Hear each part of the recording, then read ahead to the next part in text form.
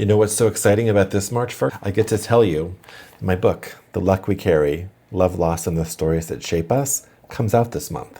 Paperback gets released on March 23rd, and you can pre-order the ebook, which also won't be released until the 23rd, but you can pre-order it.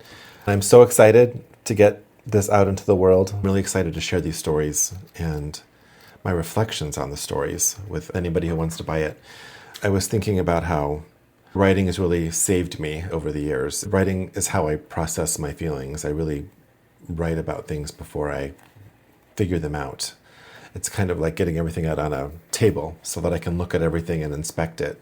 As a journaler, someone who's been journaling since I was 13, I used a little creative journaling to help me deal with Ken's diagnosis. It's in the book. It's called A Letter from the Future. Ken was in hospital for a week before he came home for hospice care. He had visitors every day if he was up for it. And of course, if he wasn't, everybody was very understanding. But generally, he had company. There was one particular day, it was the day after our 10th anniversary. He had friends around his bed. Somebody was giving him a pedicure, someone was giving him a manicure, and they were just talking and laughing. So I scooted away and sat by the window and had my journal with me. And I wrote myself a letter from the future because I knew I was going to have a future and I knew I was going to have to make the most of it for me and for Ken. So what I did was write a letter and borrow strength from the only place where I knew it existed in me, and that was in the future.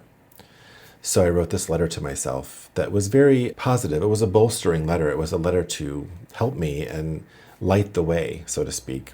And after I wrote it and he was released and he came home, and of course he was my first responsibility, but after he'd go to bed at night, after I was certain he was asleep, because I would sit with him, I would go into my office and I would close the door and I would pull out that entry and I would read that letter to myself out loud. There was something about hearing it, this voice, which was mine, telling me all these things that I had done, that I had accomplished already. It made a big difference. And I read it every night. Even after he died, I read it for a long time. So I'm really excited to share it. I think it's a great use of creative journaling to help someone process feelings that are big. So keep an eye out for The Luck We Carry. It releases on March 23rd.